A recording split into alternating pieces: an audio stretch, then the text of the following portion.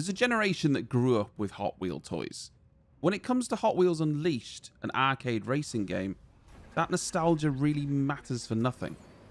It has to stand on its own to not only appeal to a new audience, but also keep the attention of all the Hot Wheels fans who have an abundance of other arcade racing games to keep them occupied.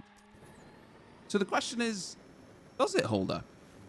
Well, I can answer that with an emphatic yes. It's a very fun racing game, and the fact it's a Hot Wheels game is just an added bonus. Before I get into what's available in the game, let's talk about how it plays first, because that's the most important thing, right?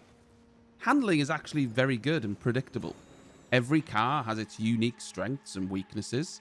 Some have better acceleration but less top speed, with more boost to accommodate for it, while others have more top speed but are much slower to get there.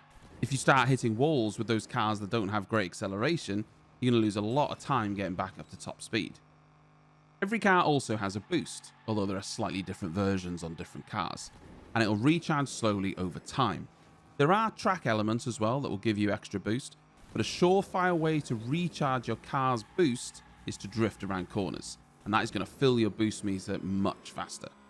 On a controller, you simply tap the brake, and you just try and control the angle of the slide. It's actually really intuitive. Going back to the vehicle stats, each one has a handling stat which dictates how well or easy you're going to be able to drift.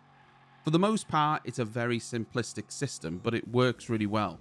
Where it does start to get interesting though is with air control. Both analog sticks control the car in the air and you have complete control over it.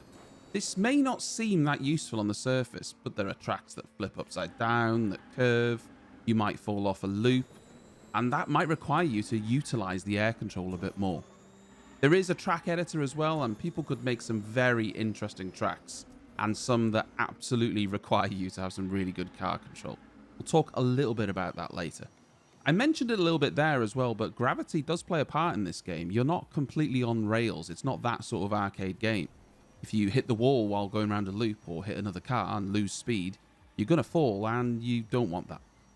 We should probably mention the cars as well, right? Because that's the most important part.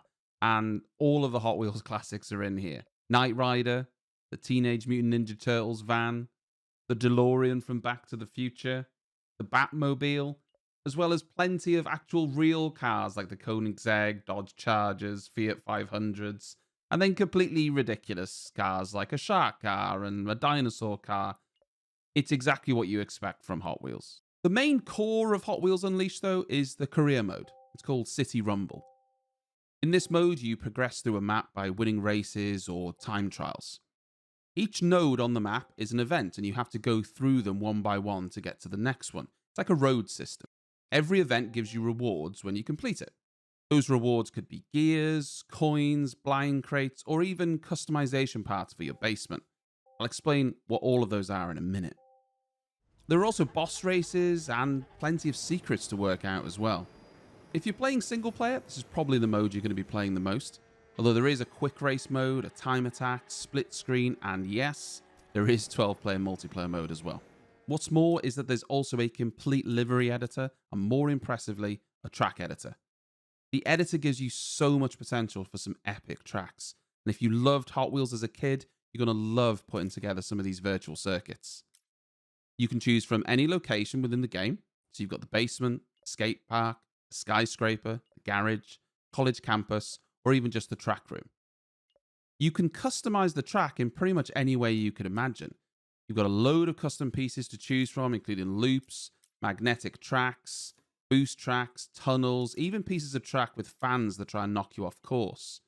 You've got loads of custom elements as well to try and stop you in your tracks, like spiders, junctions, you name it. There's a lot of customization options here, and some you'll be familiar with if you know much about Hot Wheels. When you're putting down standard track pieces, you can also curve them to your heart's content, meaning there's some very interesting tracks you could make if you have the creativity and patience. The only thing I didn't see was a way to download custom tracks that others have built. It could be hidden away somewhere, but if it is, it's far too hidden. And if it's not there, it's a pretty big oversight in my opinion. If you're going to have such a good track editor, at least let people download others' crazy creations. That's half the fun, right? A marketplace or a store where you can just see other people's tracks and be able to download them and give them a go. I'm really hopeful that's something I've missed, or it's at least planned, because it would be a huge, huge oversight if it wasn't in the game. Earlier on, I also mentioned a few things, including coins, blind boxes, and gears, but I didn't go into too much detail on them. All of these items are used to either purchase or upgrade cars. Coins are one of the in-game currencies you earn from doing races. And with these coins, you can buy customization elements for your basements, which you can completely customize to your liking. But you can also buy blind boxes. Blind boxes are like a good kind of loot box. When you open a box, you get a Hot Wheels car. But thankfully, you can buy these boxes with the currency you're earning in-game. But like I mentioned before, you can also earn blind boxes just by completing races in the career mode. Every car you get in the game has a rarity as well, from common to rare. But they can also be upgraded using the other currency you get in the game, gears, which you also get from competing in races. If you get a duplicate car though, you can dismantle it for either coins or gears, whichever you prefer. But getting a duplicate car doesn't mean that it's going to be worse. You could get the same car but a higher rarity, meaning the stats are better, and you might want to keep it. I will just mention the difficulty as well. I personally had to put the game to hard pretty early on, as I was finding it a bit too easy for my liking. And we need a bit of a challenge, right? It goes easy, medium, hard, and then extreme. And I could possibly go up to extreme and I'd still be winning most races. In all honesty, I think this game will shine in multiplayer with friends for me. That's where the fun is going to be. And I think there is so much enjoyment to be had there. I played it on PC.